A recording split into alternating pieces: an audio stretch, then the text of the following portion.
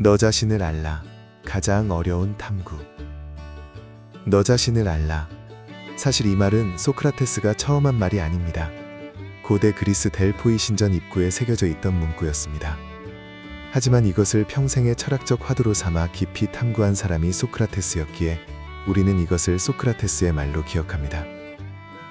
그렇다면 나 자신을 안다는 것은 무엇을 의미할까요? 단순히 내가 좋아하는 음식, 취미, 직업을 아는 것이 아닙니다.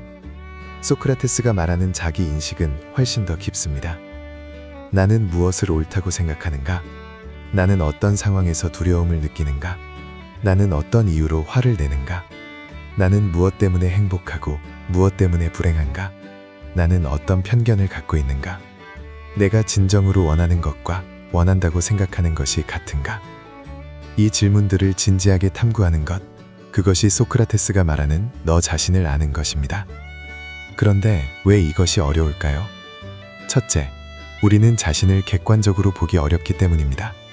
자신을 볼 때 우리는 항상 자신에게 유리한 방향으로 해석하려는 경향이 있습니다. 둘째, 자신의 불편한 면을 마주하는 것이 고통스럽기 때문입니다. 내가 실제로는 겁쟁이이거나 욕심쟁이이거나 위선적이라는 것을 인정하는 것은 힘든 일입니다. 셋째, 우리가 자신에 대해 생각하는 시간 자체가 부족하기 때문입니다. 하루 종일 바쁘게 돌아가는 세상 속에서 멈추고 스스로를 들여다보는 시간을 내기가 쉽지 않습니다. 하지만 소크라테스는 말합니다. 이것을 하지 않으면 우리는 진짜 삶을 살 수 없다고. 검토되지 않은 삶은 살 가치가 없다. 이 말은 소크라테스가 사형 판결을 받은 후 자신을 변호하면서 한 말입니다. 철학을 포기하면 살려주겠다는 제안을 거부하면서 그는 철학을 포기하느니 죽음을 택했습니다. 왜냐하면 그에게 철학, 즉 자신과 삶을 끊임없이 탐구하고 검토하는 행위 없는 삶은 이미 죽은 삶이나 다름없었기 때문입니다. 이 말이 우리에게 던지는 질문은 단순합니다. 여러분은 지금 어떤 삶을 살고 있나요?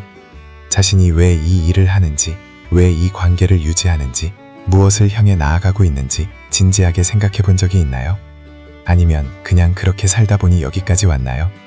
검토된 삶과 검토되지 않은 삶 사이의 차이, 그것이 소크라테스가 말하는 진짜 삶과 그냥 살아있는 것의 차이입니다.